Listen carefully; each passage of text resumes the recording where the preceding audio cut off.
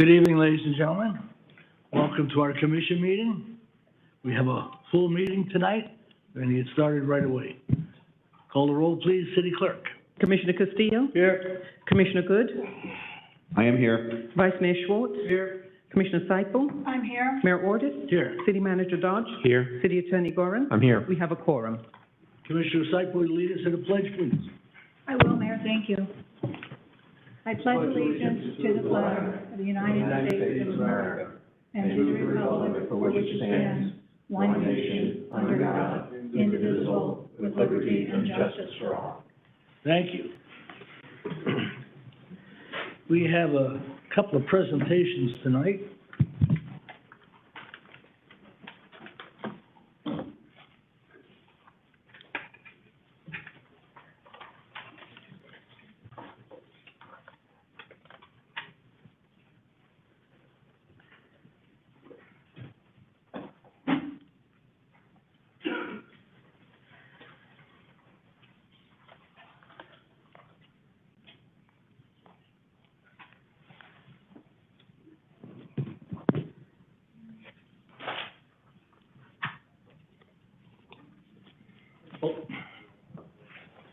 Okay, our first presentation is to our great finance department. Lisa?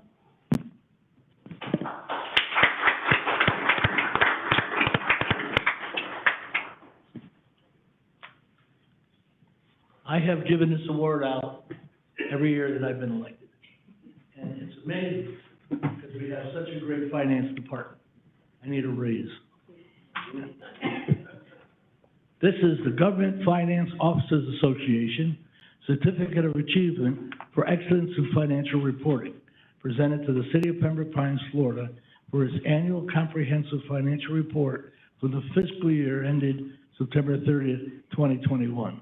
Christopher Morrell, Executive Director, CEO. Congratulations to you and your people. Thank you. Thank you, Mayor, Vice Mayor, Commissioner, City Manager, Sam, for all your support. And a big, big thank you to the wonderful, hardworking, dedicated members of the finance team. Thank you so much. Thank you, Lisa. Congratulations again. All right. Our next presentation is to Akish Suresh. Will you come forward, please?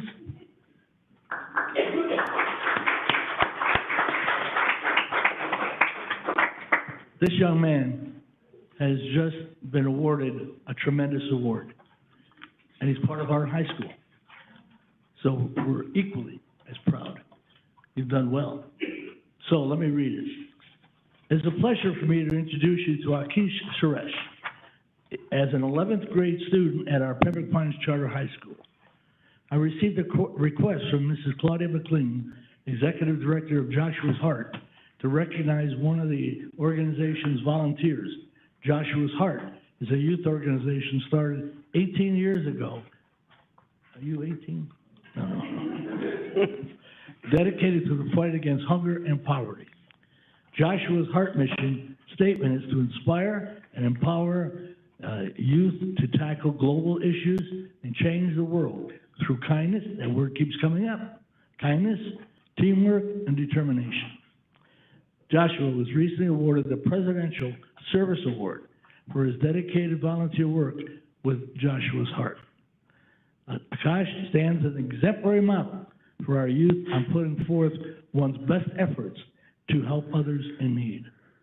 Akash, congratulations on being honored with the Presidential Volunteer Service Award, and I wish you the very best in your future endeavors. Please continue to serve others and stand as a model to change the world through kindness, teamwork, and determination. I'd like to introduce Claudia McLean. Would you stand? Executive Director of Joshua's Heart.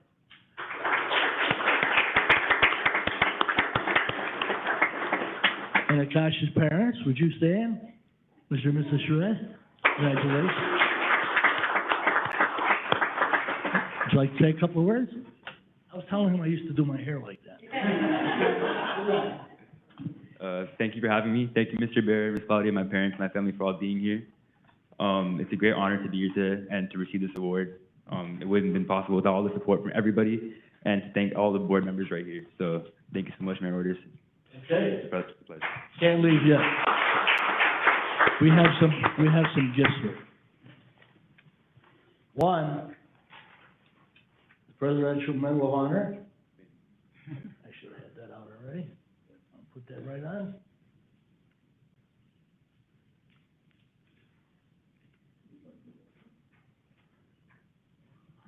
Wow, look at that, huh?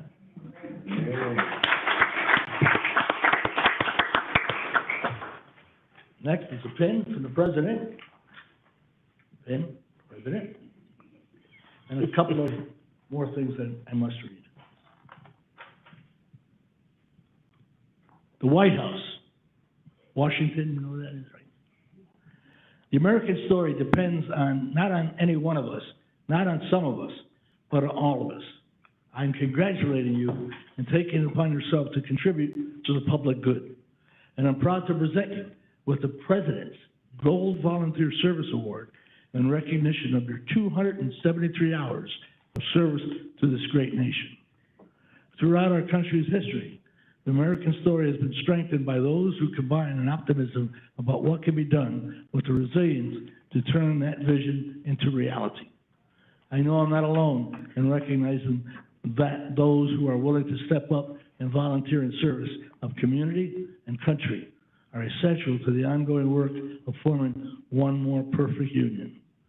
By sharing your time and passion, you are helping discover and deliver solutions to the challenges we face, solutions that we need now more than ever. We are living in a moment that calls for hope and light and love. Now, help our futures light to see our way forward and love for one another. Through your service, you are providing all three. On behalf of the American people, I extend my heartfelt appreciation to you, your volunteer leadership, and encourage you to continue to answer the call to serve. The country is counting on you. The White House.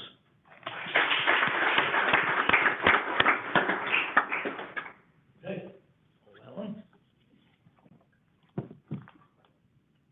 Another presidential award. The President's Volunteer Service Award is presented to Akash Suresh Gold by America's Corps in recognition and appreciation for their commitment to strengthen our nation and communities through volunteer service. 2022 awarded. Okay. Did you take a picture of that one yet? And this is the Presidential Award. President's Volunteer Service Award is presented to Akash Suresh, the AmeriCorps, in recognition and appreciation for their commitment to strengthen our nation and communities through volunteer service.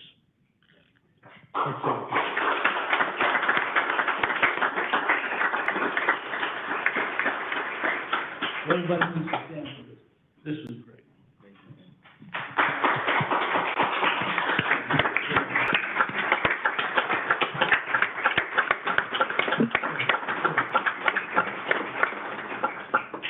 Can we get a picture? All right.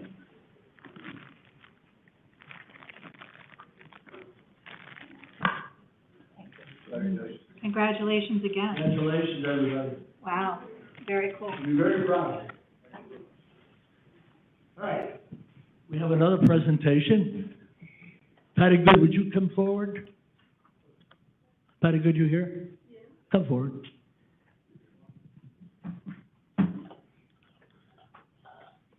Patty Good served with me on the MPO, Metropolitan Planning Organization, for several years. She was vice chair, because I'm the chair. So we want to give you a presentation in recognition, of your exceptional leadership and devoted service to the MPO board. Thank you.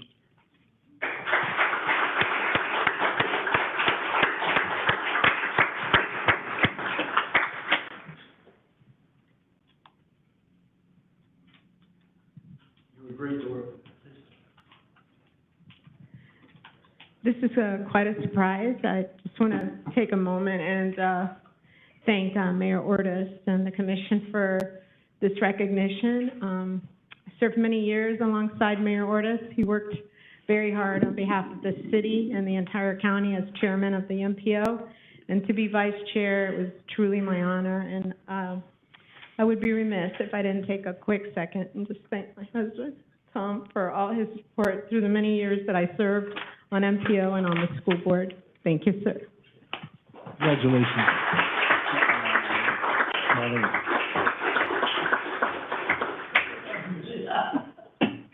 This is on lock mode, so I can't type You're anything. ready to start a meeting, How isn't do it? I get it out of there?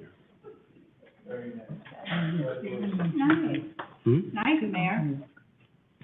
It's both. You got it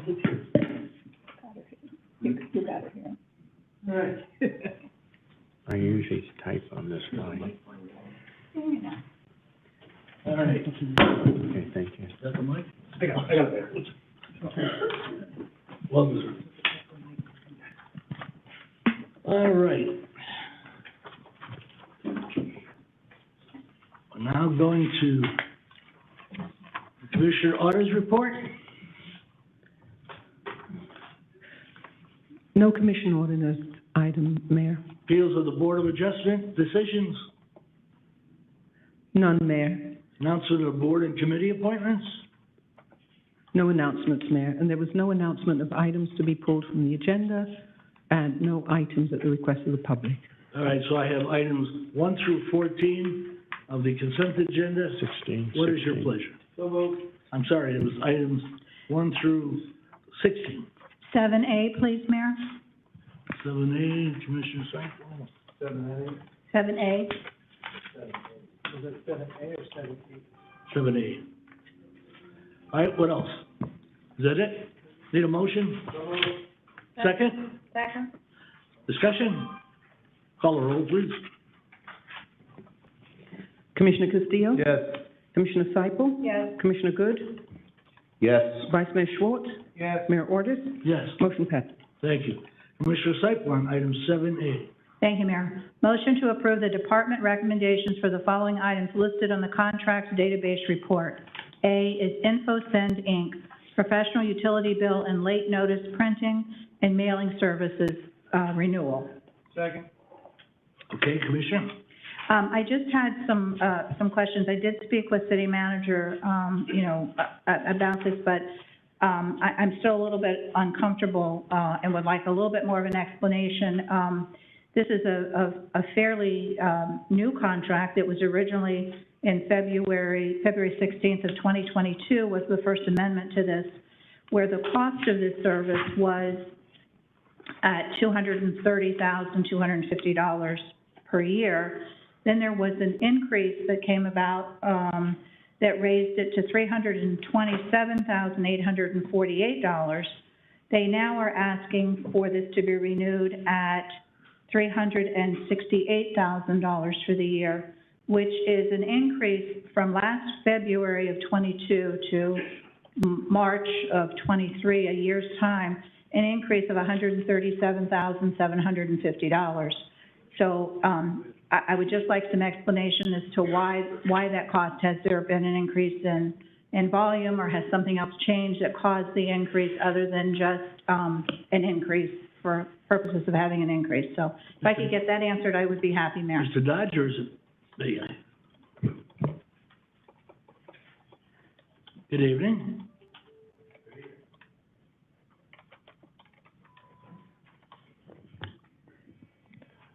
Mike Bailey, Utilities Director.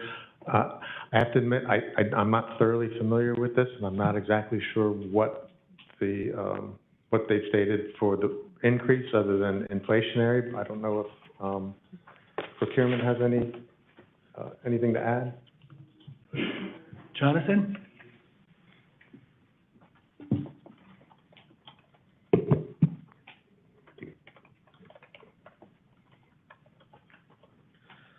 Jonathan Bonilla, Assistant Director of Public Services. The reason for the additional increase is we're expecting an increase in postage. This particular contract is for two things. It's for postage and the cost of sending out the mailings. So we're estimating an increase in the mailings and an increase in postage. Okay, so that was the question I said, was there an increase in volume? So that, you're anticipating that there will be an increase in volume based will. upon what? Based on the department's annual usage that they're anticipating. Okay, but this is billing for utility billing. That is correct. So we would have an increase in the number of utility billings that we would be sending So out? we accounted, so what the department has instructed is that they're accounting for past dues, an additional mailings for past dues, and also, there was something else, but that was the main thing. For, again, the main increase, there's two components, but the main increase is the additional amount for postage. They're anticipating an increase in postage. Okay, so an increase in the postage rate or an increase because you have more volume going out? Postage rate. Postage rate, you're That's correct. anticipating that. What makes you think that that's going to be an increase? Do you have something that justifies that? We could gather the information for you, but the department believes that there's gonna be an increase in the postage rate as it's been, that's the trend.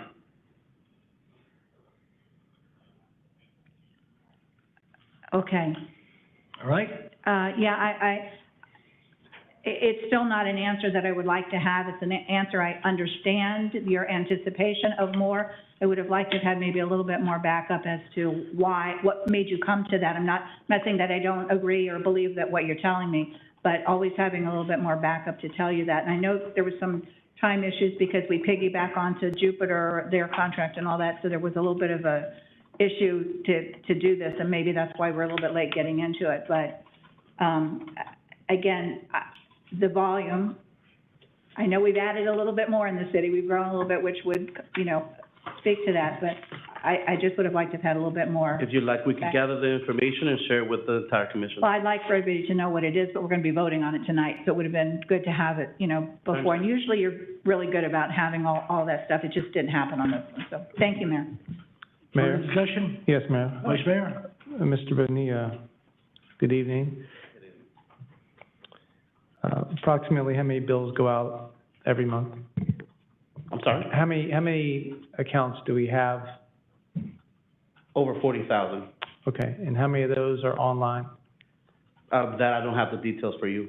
We could gather the information for you and provide it. Mr. Bailey, do you know how many folks are getting their bills electronically? I'm afraid I don't, off the top of my head. Has staff considered encouraging people to use an electronic bill? That I know that we do encourage. We have, and I believe that there was at least one or more mailings when the city went to the Tyler Munis system and encouraged folks to log into the CSS customer self-service portal in order to pay their bills online and receive them online.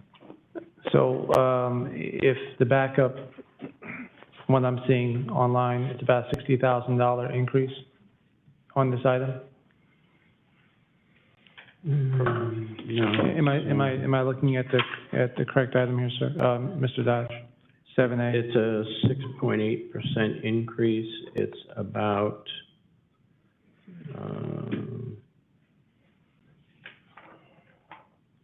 probably around a $90,000 increase over the original. Okay, The original. so, But it's also late notices and follow-up too. It's more than just the bill. right, but, so, which lends to the additional backup, how many accounts go into arrears and how many late notices need to be sent? A late notice isn't sent out separately, it's sent out during the normal billing cycle, correct? They get their 30 days or 60 days or 90 days, water shut off. Normally, it's in the same, It's in the same cycle, so But- it's not an additional piece of paper. it actually is an additional piece of paper. At the end, if they don't pay it. If we're warning them, that they might be shut off due to default. Yeah. Right. So, I know this because a year ago, I was looking at getting, the trash bill to be annualized, and there was discussion about how many of these notices actually go out. I don't know how we forecast, would you say, Mr. Dodge, $90,000 in additional cost? I know we have inflation. I know we have a 55-cent stamp, but city attorney, there's no legal requirement that we send these things first-class mail, is it? You are the utility provider, and you determine the best way to notify your customers to make sure that they get the service and that you get paid. So we can certainly dial down the Pony Express a bit. If we know that bills go out, we can certainly send them with a much lower rate. I do know that these are going out by zip code, so there should already be a discount built in, but first-class stamps aren't necessary. I don't know how we get to $90,000 increase. I don't see it. We only have 40,000 bills, and if everybody had a bill, that's $2.50 more per account, right? If it's 90,000.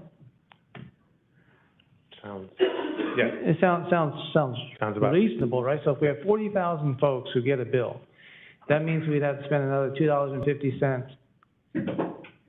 to send these out, right? And that's Well, obviously over a 12-month period. If you have 40,000 bills times 12 months and you multiply it by Right. 52 cents, it's 250,000. So I'm sure when this was calculated, it was based upon some that people that were getting electronic bills.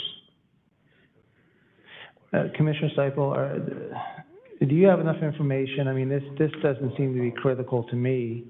I think there may be a need to kind of, I think there's going to be a need, in my opinion. I certainly don't want to say no for the sake of saying no, but certainly I'd like to see an encouragement for people to go online. They can pay the check, but they can mail that, but we certainly need to figure a better way to notify people in order to lower costs. Because now everybody's paying for that, right? We're a utility fund, everybody's paying for that. So if we can get more notification via email, fantastic. The stamps, I don't think it's as high as what the forecast is. I just don't see it that way. Mayor, if I may? The vendor has not said that they need additional staff or they need to pay their folks more or anything like that, right? Because we have vendors who are doing that. This is just straight postal service and the number of envelopes that have to be sent out. correct. Mayor, if I may? Before I go to you, Commissioner, let me just think, I think it's gotta be first class. It's direct, and it doesn't get lost, and not everybody has the ability to go online. So, Commissioner Seipel? Yes, Mayor, thank you. I just want to clarify what I said earlier. I'm certainly not trying to do any micromanaging of what you all are doing. What I asked for was information, data, whatever you want to call it, that justified $137,750 increase over a one-year period. That's all I'm asking for. That's all I wanted to have was a justification. I don't want to do your job. You do your job. You do a great job on your job. But when numbers come forward like that with a large increase over a one-year period of time, there needed to be some reason as to how you all came to that. And if what you're telling me is that you're doing it on some anticipated numbers, you're anticipating that postage is going to go up, you're anticipating that there may be more billings that need to go out, and I don't know exactly why there's more billings unless it's just repeat for folks that haven't paid. You continue to follow up with that. But that wasn't the answers I was I'm giving what I think might be the answers. I wanted you to give us the answers, or give me the answers on that. And so if you can do that, I'm getting a little more comfortable with what you're asking for here on that. Yeah, so number one, we will get you that information, and in the future, I'll make sure that I do a better job of making sure that information is in your packet so that you don't have to ask. I mean, because that's a big number to say, hey, over a one-year period, increase me on this without justification, and that's what I was asking for. Not micromanaging what you do at all. No, I understand completely. Okay. Mayor, Commissioner Castillo. there's just too many questions here, I'm sorry. I'm gonna make a motion to defer the item to the next, meeting, giving staff an opportunity to answer all the questions that have been made. Second. Second to defer. Mayor, can I comment about that? On the motion to defer. And I'm kind of leaning towards that. The only thing I would want to know from you all is I understand that, the timing of this, when something expires and when it doesn't expire, this contract that we are under with Jupiter, that we're piggybacking on and all that, is there a problem with that timeframe? Because I thought I saw a March 31, 2023 expiring. So I just want to make sure we're okay. I feel comfortable that we can work with this company and perhaps extend the current contract for time certain so that we can come back and bring you the information that you're asking for. So based upon what my colleague was asking for a deferral, would you feel comfortable that if that happened, if my colleagues voted on deferring, that because the time frame, our next meeting is early in April, that you would be able to have that information for us at that point? Certainly. Mayor, then I think maybe that might be a direction that I would All right. ask to go in. Further So dis- second the deferral. Further discussion on the deferral? Call the roll, please. Commissioner Castillo? Yes. Commissioner Starkle? Yes. Commissioner Good? Yes. Vice Mayor Schwartz? Yes. Mayor Ordus? Yes. Okay, thank you, Jeff. Thank you. Appreciate it. All right, we're on addendum 1, City Attorney.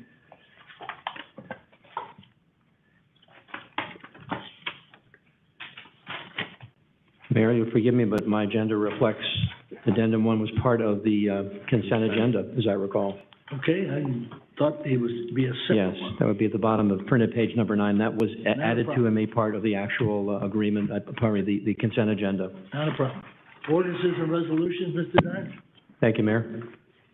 May I proceed, Mr. Mayor?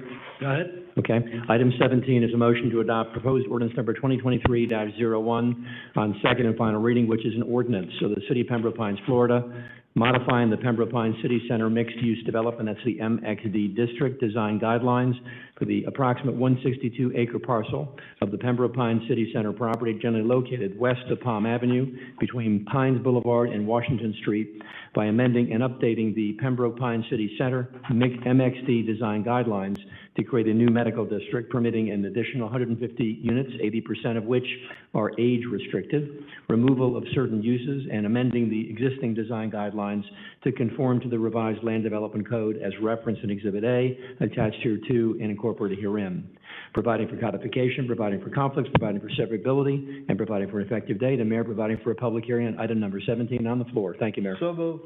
Okay, is there a second? Second. Second by Commissioner Seipel. Public hearing, any comments? Close the public hearing. City Clerk, call the roll. Mr. Mayor, I got a comment on this. Oh, I'm sorry, I thought there was no Thank you, comment. Mr. Mayor. Go ahead. Just one real quick, scribblers type of issue. I guess on page 2 of the item. Between 7 and 8? Go ahead. Yeah, just where it shows, the votes on the item for first reading, it doesn't reflect my vote as a no vote. It just reflects 4 aye votes.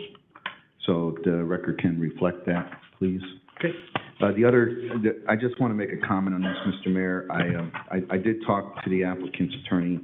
You know, they did advise me of some adjustments prior to the first, after the first reading. Primarily, the parking issue was resolved in regards to having to lease off-site property in order to meet their parking requirements. They said they didn't need that, so that, I understand, has been adjusted.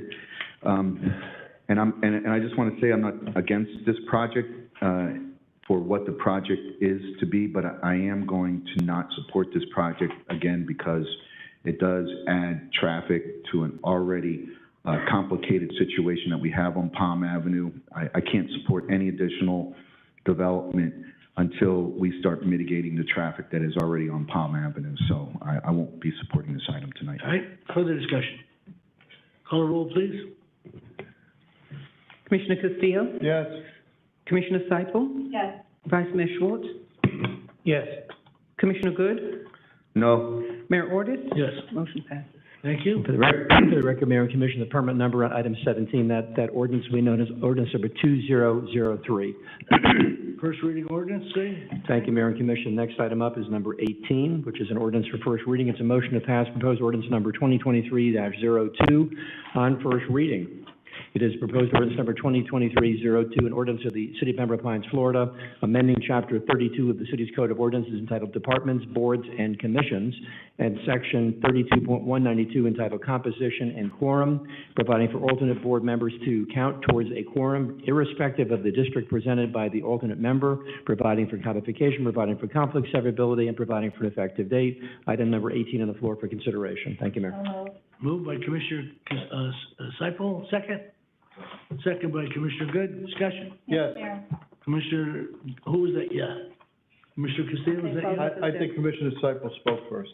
Okay, Commissioner Castillo, go ahead. Thank you, Mayor. I just want to say thank you to Attorney Gorin and his staff for, I think, really putting together what we had talked about here and what we had all kind of agreed to, the logistics of how this will actually work.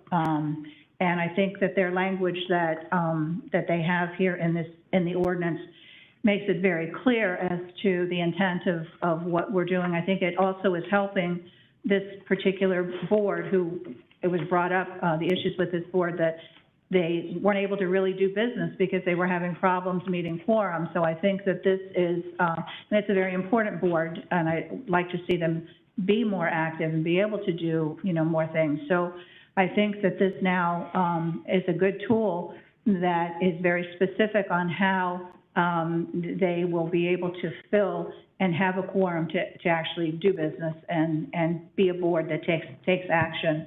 I again hope that there will be continued put, if you will, that all members, whether they are a regular member or an alternate member to the board, attend the meetings, because even alternate members, while they don't have a voting ability if the regular member is there, they certainly have the ability to participate in any of the discussions that go on prior to votes being taken or actions being decided on. And they're a very valuable part of that.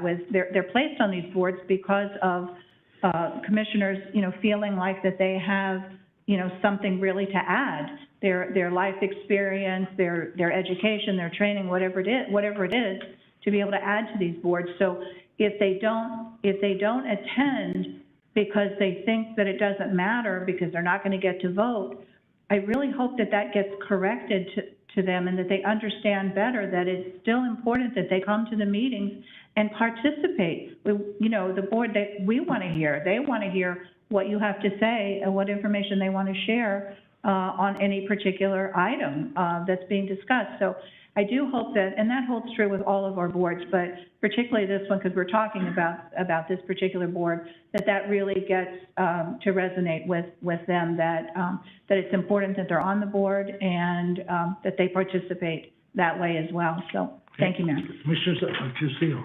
Thank you. Mr. Seipel covered most of what I was going to say, except for one point.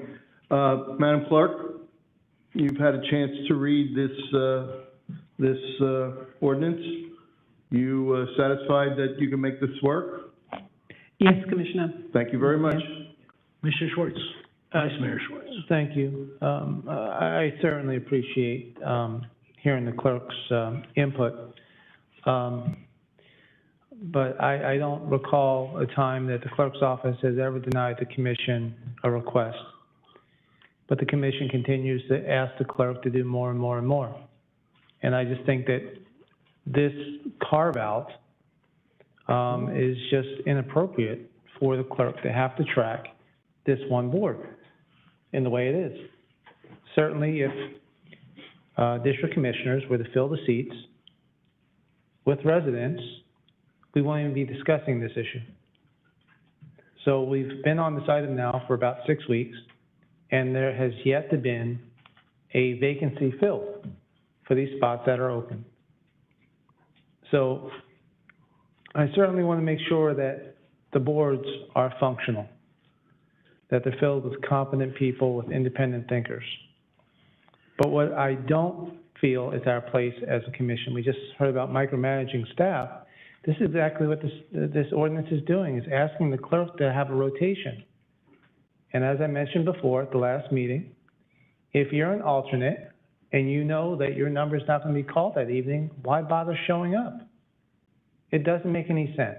It's actually counterproductive to what we're trying to do. So for those reasons, I am voting no on the item. I would like to have a full board and some names at the April 4th meeting. If we spent the effort, as much effort as we're doing here to micromanage staff, reach out to the community, post something on your social media, don't close it out so people can actually discuss it, and let's get to work. Clerk, are you okay with the language? You can handle it without any problem? Mayor, we can handle the rotation chart. We can create a chart for the rotation. The challenge is having people present, because we do have vacancies still, and we do have that consideration about alternates that attend that evening and which district they come from, and if it's the same alternates that come every meeting, it will be those same alternates that will be participating. We had a discussion on this to bring it up, and I understand what you're saying. If you think it's gonna be cumbersome, I don't know why we even decided to, I know we discussed it, to bring this up. A better codification of committee meetings. So if you think it's gonna be cumbersome, then I certainly won't vote for it. Mayor, if you're asking about the chart, the technical aspects of maintaining a chart, that's doable, but only when we have actual individuals showing up to the meeting and participating. All right, so what you just said is okay with me to support it, but I think we all need to make an effort to get people to the meetings and show up ourselves. Yes, ma'am. Show up ourselves. Okay, further discussion. Hearing none, call the roll, please. Commissioner Seifel? Yes. Commissioner Good? Yes. Commissioner Castillo? Yes. Vice Mayor Schwartz? No. Mayor Ordus? Yes. Motion passes. The Ranking Mayor and Commission, the second and final hearing, which will be a public hearing in these chambers, will be on April the 4th, which is the reset date from April the 5th, as you know, for the second and final reading, which will be a public hearing. Thank you, Mayor and Commission. Regular agenda number 19, sir. Item number 19 for the record is item 23-0123. It's discussion and possible action to award IFB number TS-22-10 referencing Lenovo desktops rebid to purchase 89 computers from Dell Technologies in an amount not to exceed $89,857.55, utilizing exemption 35.39 subsection D9 and C of the City's Code of Ordinances. B, Y&S Technologies in an amount not to exceed $107,434.80. And those are the items on the agenda with regard to item number 19. The item is discussion and possible action by the Commission on these items, and to the extent possible, the backup is in the Green Book and also online. Thank you, Mayor and Commission. All right, I need a motion. Motion. Motion by Commissioner Seifel, second. Second by Commissioner Good. Discussion. Yes. Commissioner Castillo? So why isn't this on consent? What's that? Didn't hear you. My question was, why wasn't this on consent? Why is it on regular agenda? City Attorney? The answer is that it requires some discussion and decision by the Mayor and Commission. The backup of which does not specifically make a recommendation except to tell you in the agenda report form what the options are for the Commission to consider. Well, I think that defines every item. Why is this one on regular agenda? Mr. Mayor? City Manager? Yes, I have our IT director here, and as you know, there was an original proposal. They withdrew it, but it's a little bit more difficult, a little bit more complicated than that. And if you could, Matt, give us an explanation. Sure. So what happened was, and we've run into it before Matthew Kefford, IT Director, is that we run into the vendors not being able to fulfill. By the time the bid process is completed, that equipment's either gone end of life, or they don't have supply, or, there's a few reasons, but that's been the bulk of it. We went back to the next vendor, same occurrence. And now we're at an equivalent model, which is the Dell model, and that's where we are tonight. So it's a like model for what we originally were looking for. I'm sorry, that's not an answer to the question I asked. I'm simply asking, why wasn't this on consent? Why is it on regular agenda? I'm down with the item. I just don't understand why it's being presented on regular agenda. Sorry. Good evening, Mark Gomes, Procurement Director. So the agenda item is in front of you tonight on the regular agenda because there's a decision for the City Commission to make. It presents two options for you. One is to choose option A or option B. Option A is to select Dell Technologies in a total cost of $89,000, utilizing a certain exemption in our code. As you know, the city has equal benefits requirement in our code. Dell stated that they will comply with that, except for the part that says they have to notice all of their employees of the requirement to comply with it. They said that they're a global organization, and because of their size, they can't have this notice. They don't have a mechanism to put that notice out to all of their employees. So the code allows the City Commission to waive the requirement of that. Even though they're only not complying with that small portion of the notice, the code allows the City Commission to choose if they will waive the requirement of that equal benefits ordinance if another vendor is over 5% of their price. The next vendor that is available to award is YNS Technologies at $107,000. So you have the choice of waiving and awarding Dell at $89,000. If you don't waive that requirement, you'd award YNS $107,000, costing approximately 19.56% greater than awarding Dell. And which one are you recommending? The fiscally responsible option, I believe, would be going with Dell. They have an alternate product. It has been reviewed by the IT director. That is an equivalent product, and Dell states that they comply with everything except for the notice requirement outlined in our equal benefits requirement section of our code. And Mr. Manager, you concur with that recommendation? Yes, I do. Okay. Commissioner Good.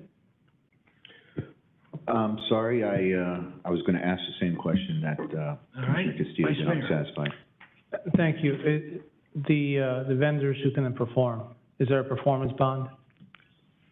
So this is delivery of computers. There is no performance bond on this. Okay. So I apologize, Mr. Gomes. When will we put on notice that they would not have the ability to fulfill the bid? So in their bid submittal, they stated, so we went out to bid for computers. They responded to that. In that, we have an equal benefits compliance Not the equal benefits, the prior vendors. So the agenda item, it's Dell's the lowest vendor with this situation. We had other vendors as the second lowest that do comply fully with the equal benefits. Those are the vendors that pulled out and said they could no longer provide the service. And that's why we made a adjustment to the agenda, replacing Yada Tech Hive with YNS Technologies. Okay, I just heard it differently when Mr. Keffert said, the way you explained it, but that's fine. Look, $20,000, as far as warranties, guarantees, life expectancy, you're our IT director, you can make it all work, right? That's correct. Okay. All right, Commissioner Seipel. No, I'm good, Mayor. All right. Any further discussion? All right, call a roll, please. Commissioner Seifel? Yes. Commissioner Good? For A, yes. Commissioner Castillo? Yes. Vice Mayor Schwartz? Yes. Mayor Ordus? Yes, Motion passes. thank you. On reports of the league, you all know that the legislature's in session. I'm sorry. And already bills coming out against municipalities. Yeah. So I have been, and I hope you all are doing the same thing, write them and tell them you oppose or support certain bills. So we need to do that. This year, it seems more than ever. All right, Vice Mayor. City Manager of City Attorney. Oh, I'm sorry, the City Manager. Yes, Mayor, I have one item. Sorry about that. Broward County Transportation has notified us that there will be implementing a new program in October of this current year, and it's called Community Micro Transit Pilot Program. And what they're looking to do is to provide additional transportation services for people that live too far from fixed routes. So they're looking at using smaller vehicles, and the way the program would work is that it would be similar to like an Uber or a Lyft, where the party would call in and they could get connected with a location where our community shuttle programs goes. The reason I'm bringing it to you this evening is that they need an answer, they said by today, whether or not the city would be interested. Now, the program is fully funded by the county. It's operated by the county. There's no obligation on our part other than to identify a zone whereby we feel there's a need for the service. I have spoken with Jay Schechter. We've done our analysis of where our community buses go, and there's one area of the city where there really is a lack of service, even though our community shuttle bus may run there, but it's only 3 days a week. And that's an area route that is roughly between the Florida Turnpike and Douglas Road, from Pembroke Road to Sheridan Street. So if the city is willing, or if you all are willing to participate in this particular program to help residents with transportation, we would identify this zone for them and they would start. If the program is successful, the next phase, they would expand it to other areas of the city. And all I would need tonight from you, Mayor and Commission, is a nod yea or nay that you would like for the county to provide this service to the residents in our city in that particular zone. So moved. Mayor? Moved by Commissioner Castillo, is there a second? Second. Second by Commissioner Seifel. Commissioner Seifel, discussion? Yes, Mayor, thank you. So, City Manager, if I understand what you said correctly, in order to get sort of underserved area, this underserved area that you're talking about, to more public transportation, folks would be able to call up an Uber or a Lyft or something that would take them then to like a pickup point? No, Commissioner. No. I said, and maybe I wasn't clear, I said it was like the service that the county's going to offer is similar to like if you go online and you call for an Uber, they'll pick you up, take you, you pay. This is similar. The county hasn't provided us with all the details as to how it's going to work, but it will be a call-in service that they say, I need a ride to the corner of University and Pines to connect to a shuttle bus to get somewhere else. And they would send a car, pick them up, bring them into that location. And They would pick you up at your front door? They would pick you up at your front door. At your front door. It would be like the old TOPS kind of stuff used to do, where they would pick up at your front door and take you somewhere, correct? It would be similar to that? It would be similar to that. They said they have not worked out all the details. This is funded through the surtax money. Okay. And how much money have they appropriated to this, and how much have they appropriated to go towards this particular issue? I don't have that answer, Commissioner. All I know is They approached the city to see if we wanted, on a trial basis, to be a participant, and they're trying this to see if it works, if it makes sense. So we would just try it out. There's no obligation on our part to do anything other than We give don't it a have- try and see, right? We don't Oh, have to okay. do anything. We just have to agree and identify an area that we believe is underserved. Oh, cool. Okay, good. Further discussion? Hearing none, city attorney. You need a motion to approve? I moved it. Yeah, it was, motion was made, I'm sorry. yes, I'm sorry, Mayor. There was Manager, discussion. yeah, manager needs something for the record for the county. Yeah, we had a Commissioner Castillo who moved it. Thank you, Mayor. Commissioner, Seipel. Seipel. Commissioner Seipel. Discussion? Call the roll, please. Commissioner Castillo? Yes. Commissioner Seipel? Yes. Commissioner Good? Yes. Vice Mayor Schwartz? Yes. Mayor Ordus? Yes. Motion passes. All right, Vice Mayor Schwartz, on your right. Thank you, Mayor. And this is a discussion and possible action to direct city administration and the city attorney to draft an agreement with Mission United with the intention of the city of Pembroke Pines to be designated a veteran-friendly city. Stella Tokar, in a couple minutes, will be here on behalf of Mission United to present the pilot program in a conceptual format. Before Stella comes down, and I want to thank her for her continued service to the community. Since 2012, this city has given veterans a procurement credit through our code. We've done job fairs, and we also have the veterans housing. For the last several months, Stella and I have been communicating about the progress that Mission United has been making on trying to recognize, on a national level, cities who embrace our veterans. The beautiful thing about this program is there's absolutely no cost to us. However, Stella's got a nice presentation that she's going to give us, and Mayor, I did tell her to keep it as succinct as possible. And the city of Pembroke Pines would be the first city in Broward County. And I think it's an honor bestowed upon us given the decade of work that we've put in for our communities. Stella? Ms. Tokar? Good evening.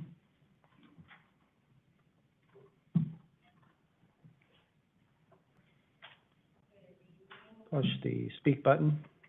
There's a gray button in front of you. There you go. Perfect. There it is. Good evening, Mayor, Vice Mayor, Commissioners, and staff.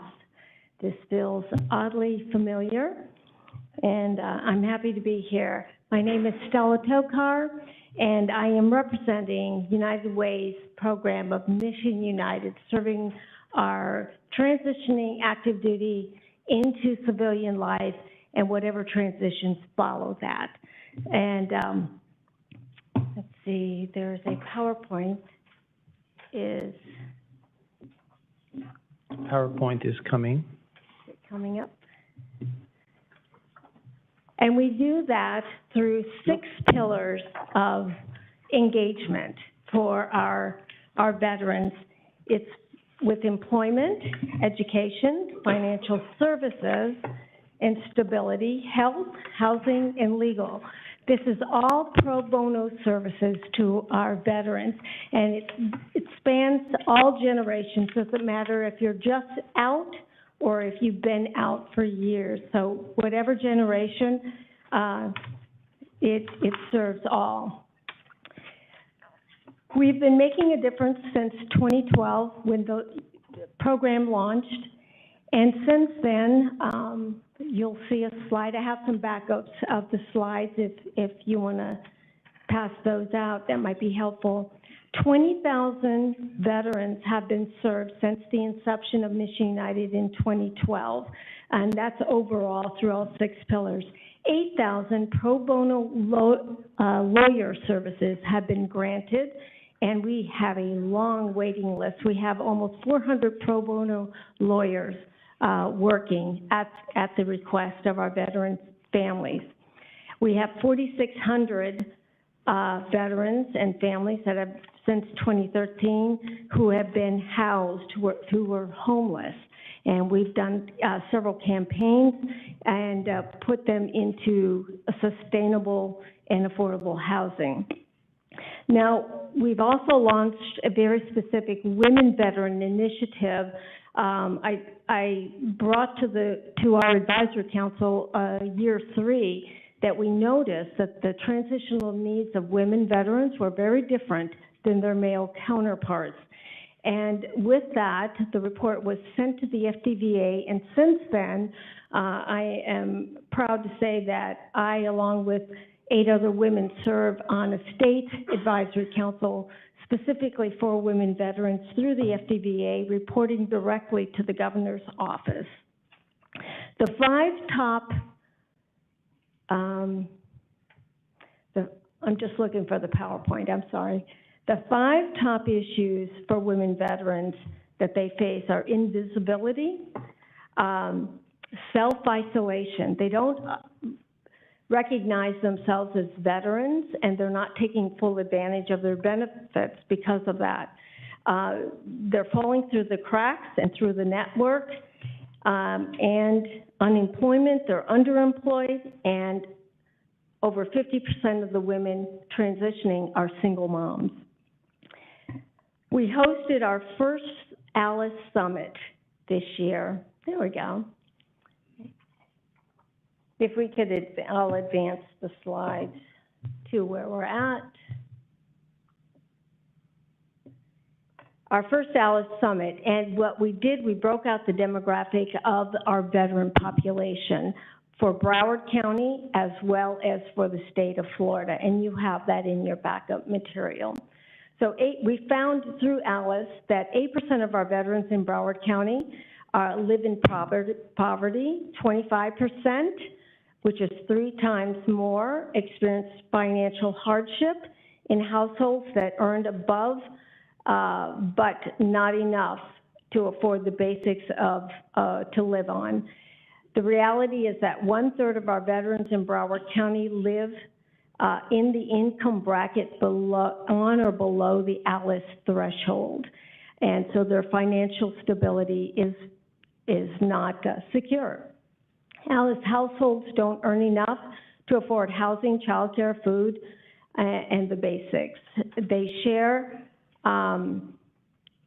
with their counterparts of the same industries across Broward County, 11% in western Miramar and southwestern Pembroke Pines, and 62% in eastern Miramar, Hallandale, and West Park. Now, the next graph just breaks it down a little bit more simplistically in a graph so you can see it. You see, we have a lot of great things happening. 67% live above ALICE, but that still leaves us with the 25% at ALICE and 8% at poverty. In the next slide, you'll see the demographics are broken down by age group, and from 17-year-olds to 75 plus, and the first percentage is below ALICE threshold, and the second percentage is never served an ALICE threshold. So you see how the comparison is between service members and those who haven't served.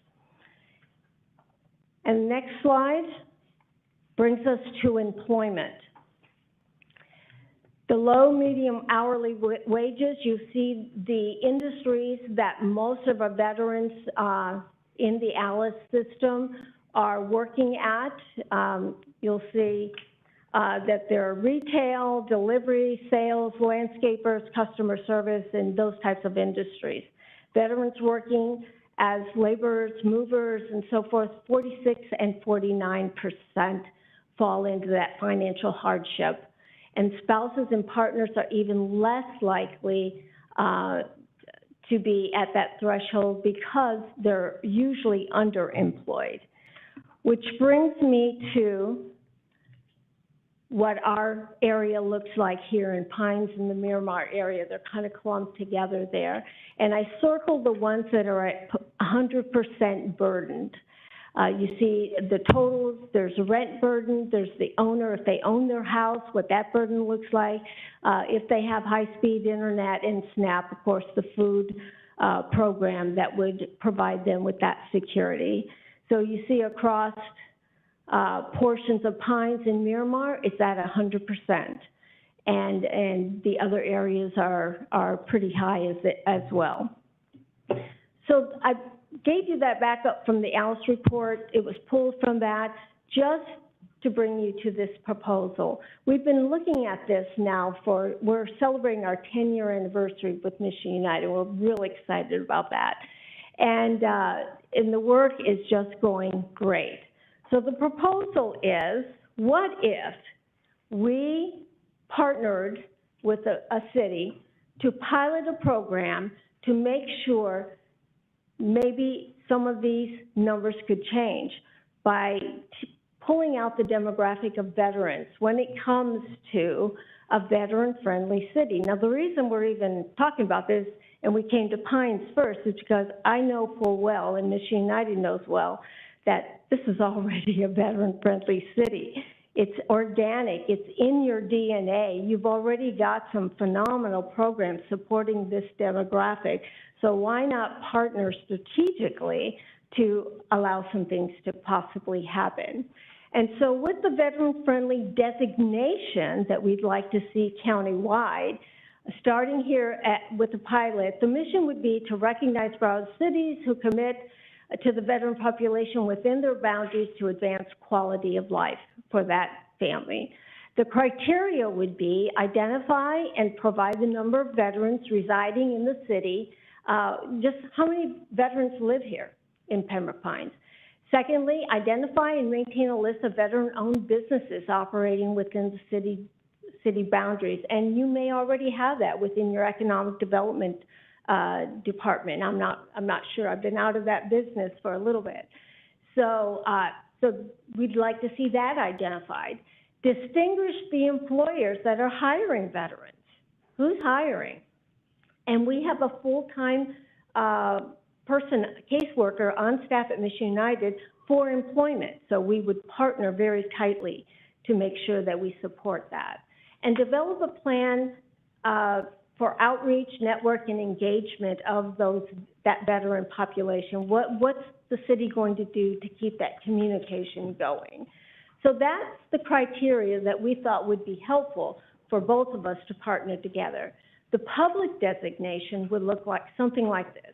Mission United will make a public presentation to the city upon completion of the project with all the criteria in place. The city receives a virtual decal for your website so that it's designated a veteran-friendly city. And then the link would go to the United Way website for Mission United's page as well to show how we're in partnership, and we have a list of designated cities there. And then there'd be site visits from Mission United. The employment specialist would be here supporting staff or whoever the designated person is with that program, and we would work in partnership, memorandum of understanding, whatever legal document you think would be needed to partner together for a one-year period. So in the next slide, and the final slide, would be, again, a one-year period, perhaps to start May 2023, after session ends, because we're all engrossed in that, through April of 2024, a one-year cycle. And these are some of the preparation steps that we've taken from Mission United's side of things to recruit a pilot city, partner with that city, come alongside, support you in what that looks like. Application, we would be responsible for putting that application together, making sure it's user-friendly with the city's input. Mission United would have a review team to assess the process alongside the city, so not one partner is doing all the work. We're teaming together and collaborating on what's working, what's not working. And then we would designate a team leader specifically to work alongside you. So that's it in a nutshell. And we're real excited about the possibility of this working. We've got, I'm the public policy chair for United Way, and we do a lot of advocating for the veteran community when it comes especially to jobs and employment. And we've had passed, in the last 5 years, we've passed 4 bills when it comes to employment for spouse as well as the active duty or veteran member. And we've got 2 bills up this year. Out of 17 bills this year that we're tracking that are veteran-centric, 2 of them are specific to employment for our veteran community. So that being said, I would entertain any questions, comments. I'm sure there's a lot of things to think about. Thank you, fellow. Let me tell you, Michigan United have been with us a long time. And you're right, this is a veteran-friendly city. Commissioner Good proposed that we put parking spaces in areas around the city. We have housing that we've renovated, putting veterans in for free. So this is great, and I support it 100%. Further discussion, Yes, ma'am. everyone? Yes. Commissioner, did you say yeah? Mm-hmm. Oh, Commissioner Castillo? So, couple things. This is very, very interesting.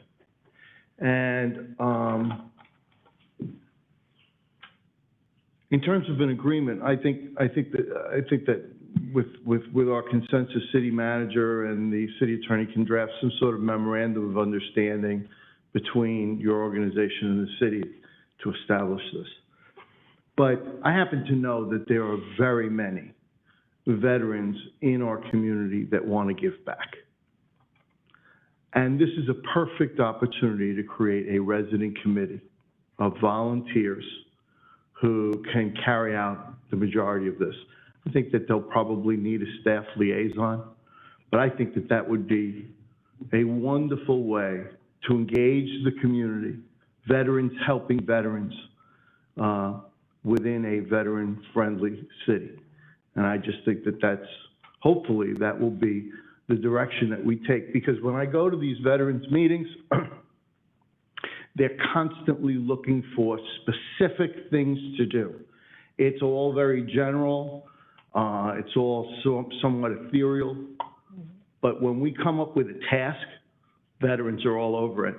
When we ask them to do a specific thing that's defined, that has structure, they jump in, and they're very happy to do it. And this is precisely, I think, what many of them have been looking for. There's been some talk in Pembroke Pines about creating a Veterans Committee. I'm actually very much in favor of seeing that happen.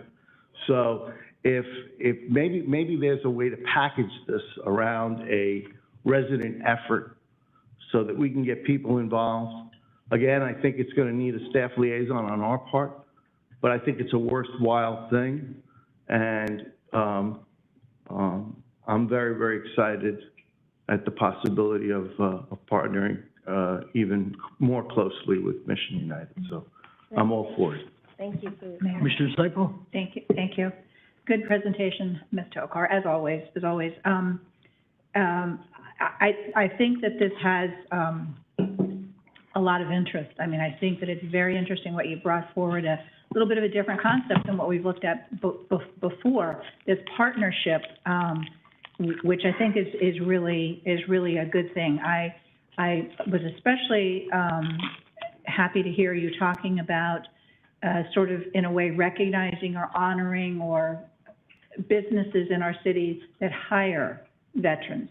Because first and foremost, they have to have a job because they need some income. Otherwise, they can't afford to live here. And affordable housing is on the other end of the spectrum there, to have housing that is affordable for them. So this is really a big nut to crack because it is so involved in things. But, you know, the old saying about, you know, how do you eat the elephant in the room, one bite at a time or something, I guess is what it is. So I think if this is structured out like in pie shape, pie wedges of different things, that it seriously could work. I mean, I think that it goes without saying that Pembroke Pines is certainly a veteran-friendly, veteran-loving community and has been for a long time. So I see this as really a real good possibility to really come into fruition, to be something. There's a lot of moving parts to it. And I think each of them have to be addressed and dealt with in order for that whole pie to work. And I especially like the idea of a veterans committee that we up here could form, you know, as a commission, and have city assistance with all of that, with all that happening. So I'd like to see that get started, that should be. Just a question, does Judge Merrigan still have the Veterans Court ongoing? Yes. He does. Yes. And see, that's a big, that is a very big help, and I'm not sure a lot of our veterans even know that exists, and they kind of sometimes get into issues and they don't know where to go or what to do. So I would hope that part of it would also be something that you all deal with, and make known that that's out there, a service that's out there for them. It's really a fabulous thing that he did. Personal note, I just want to say, for Ms. Tokar, that I actually had sent, someone to her that had been having years worth of difficulty receiving the benefits that they were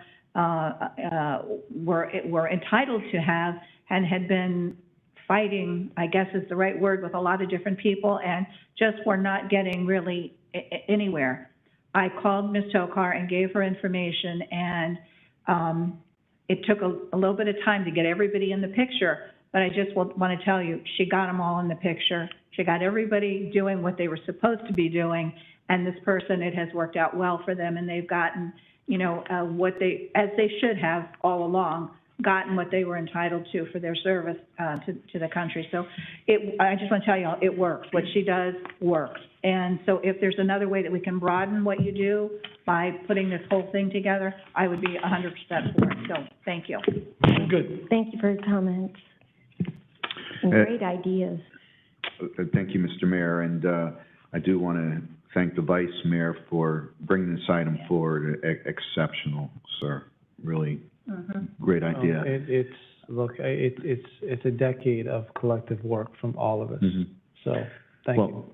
Thank you for bringing this forward. It's a good one. And I want to dovetail a little bit on what Commissioner Castillo was saying too, because he's absolutely correct. There are some we have veteran groups out there that, you know, constantly are reaching out to us. I mean, I have been in conversation with a group that are really anxious to start some sort of a veteran affairs committee here in Pembroke Pines, and I've even had several conversations with the attorney to how to go about actually doing that. But I think this is the missing piece that has been really helpful. You know, that there could be you know, I don't know if partnership is the right word to use and things like that, but certainly collaborative opportunities in order to be able to bring the mission of the two organizations or the many organizations that want to help veterans. And so I absolutely love this idea. I fully support it.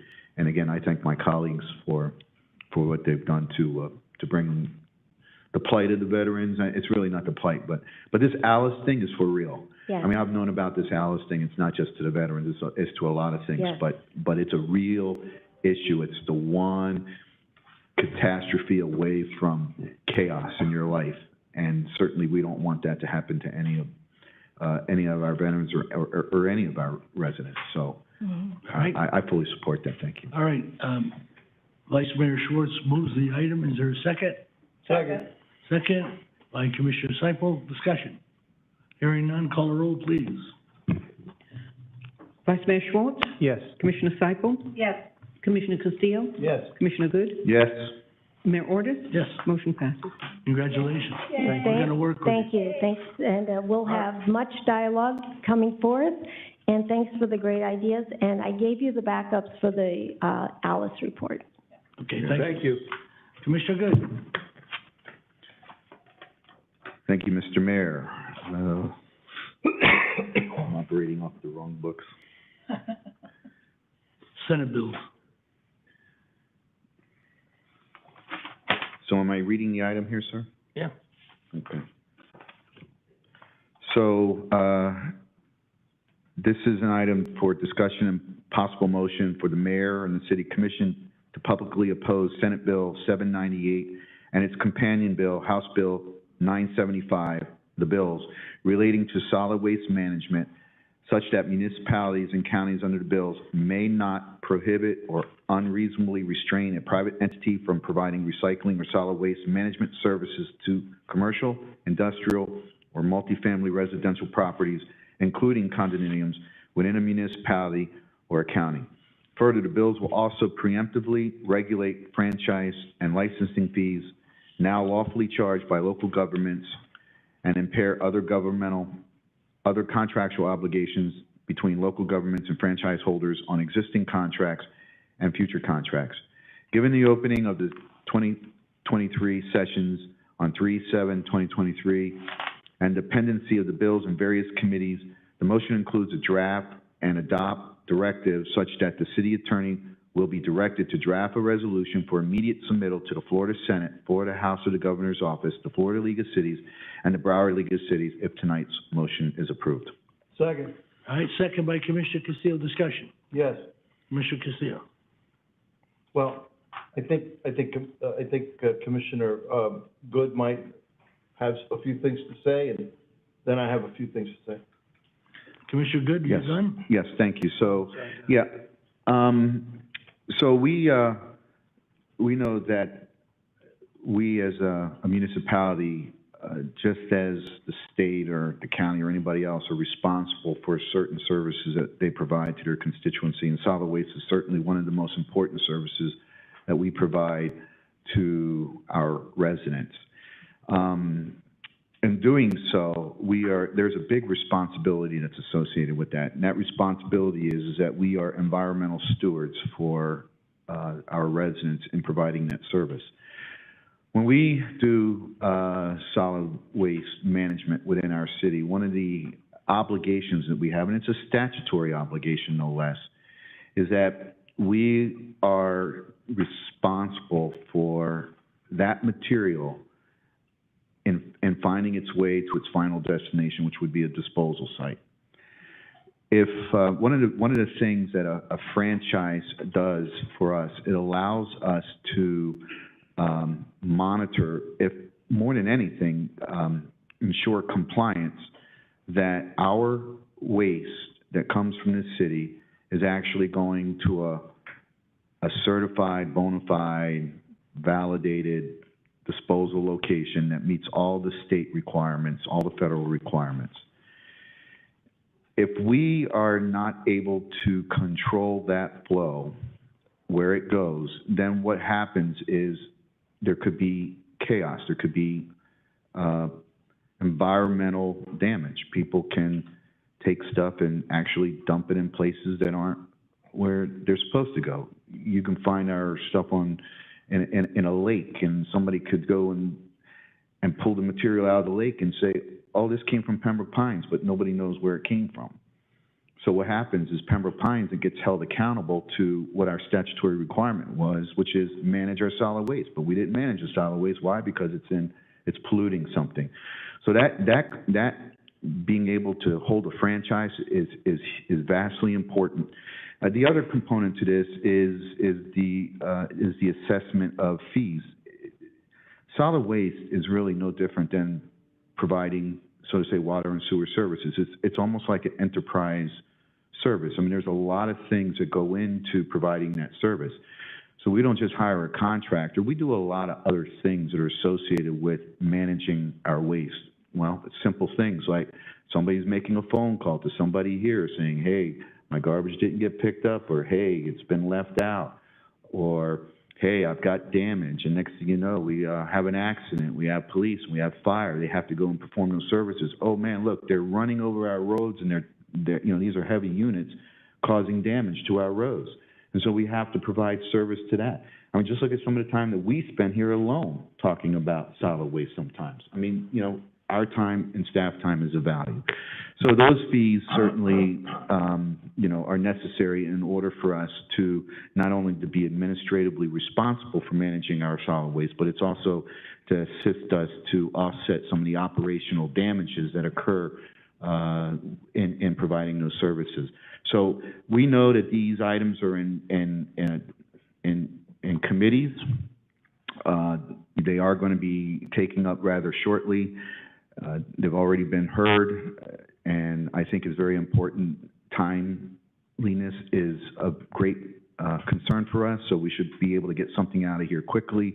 If we wait until our next meeting, I'm afraid that we're probably going to miss the opportunity because it could move through these committees rather quickly, and then the next thing you know is we lost the opportunity at least to express our opposition to these bills. And so that's the request tonight, is to, and the attorney can, I believe provided some sense of a draft of a resolution that he could share with us tonight if that's the desire of this commission. But I ask for your support for this item. Commissioner Castillo. Yes, thank you very much. I agree that we should oppose this bill. I agree that we should do it tonight. I agree that we should dispense with the second reading and getting it out. The question is how to justify our opposition. And there, I think, some work has to be done. I need not remind my colleagues and the public that this commission has rarely, but on occasion, opposed a bill in Tallahassee before. And when we have sent those resolutions in opposition, we haven't even gotten the courtesy of an acknowledgement. So any sort of resolution that we send up there, especially now, given what's going on, needs to be substantive in terms of why this is a bad idea. Mr. Dodge and I had a brief conversation today about it, and I've spoken to several others, leaders and others in the industry and in the community.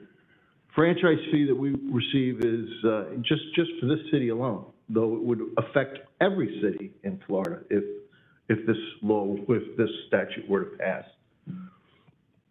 It's $4 million. $4 million is a big number for Pembroke Pines.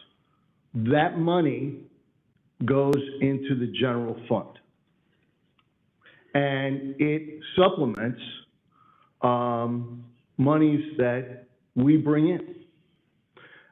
If that money is not available, we have to tax our residents more because we're not going to let go of firefighters or police officers or not do our parks or lower our standards because they canceled yet another franchise.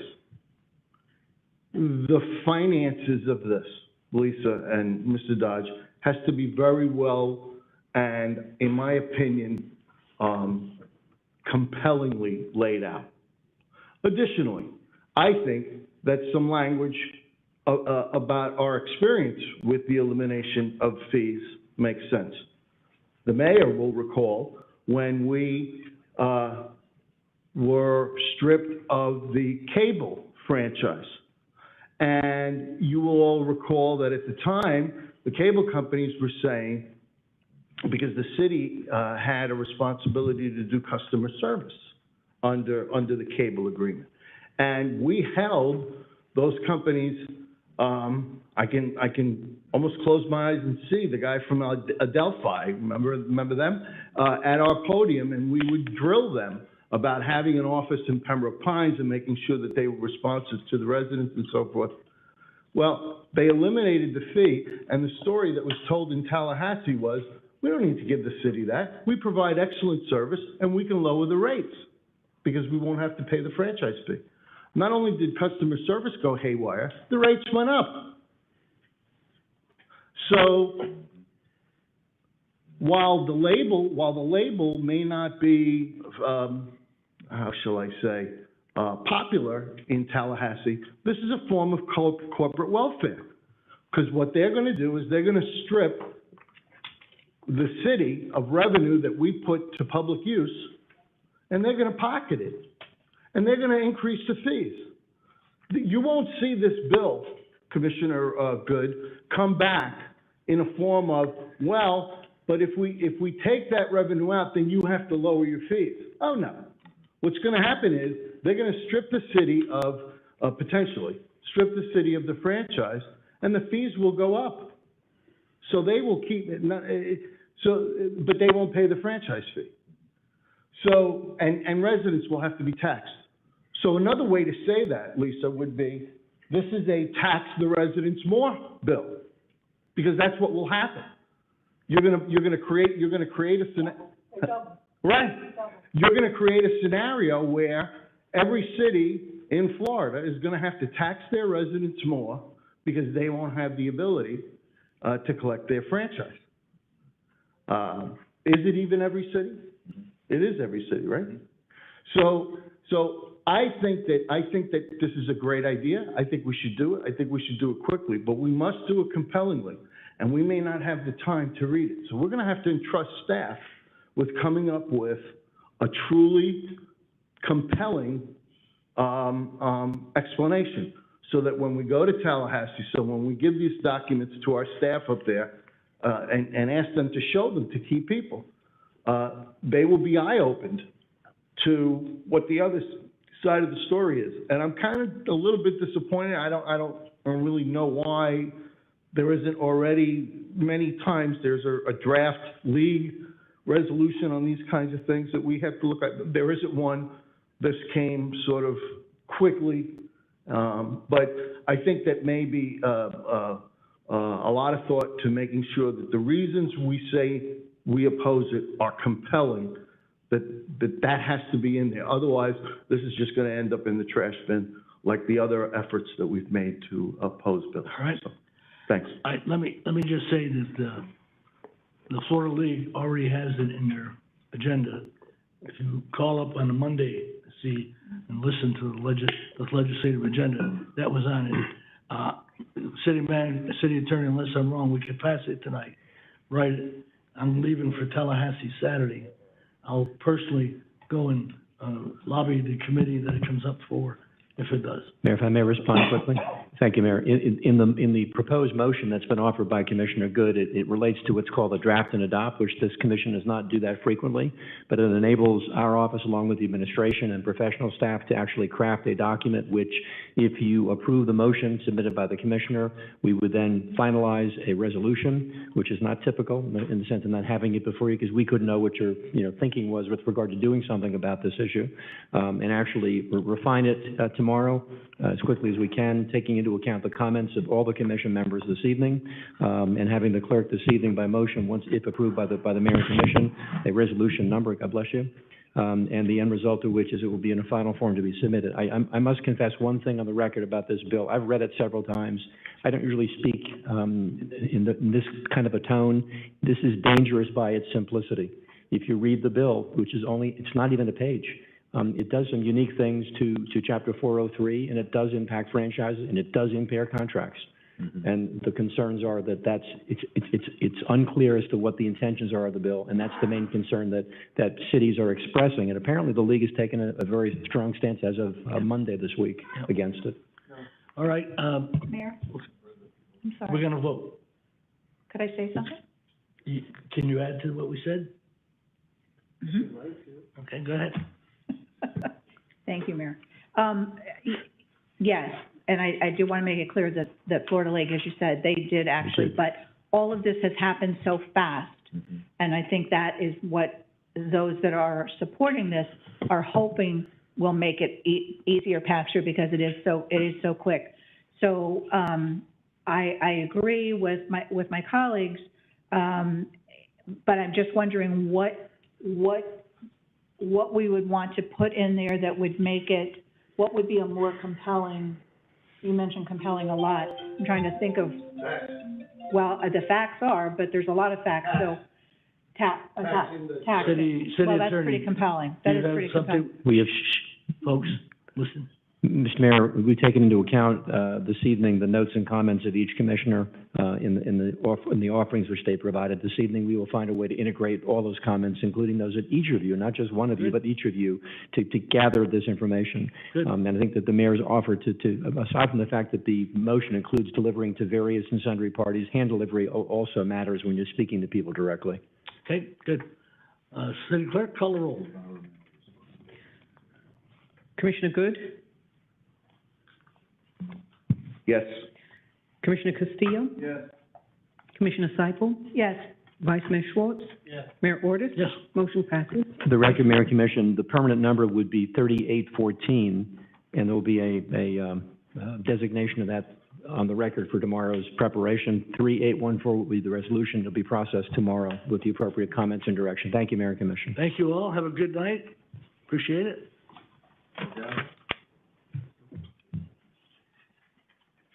It wasn't 7:30.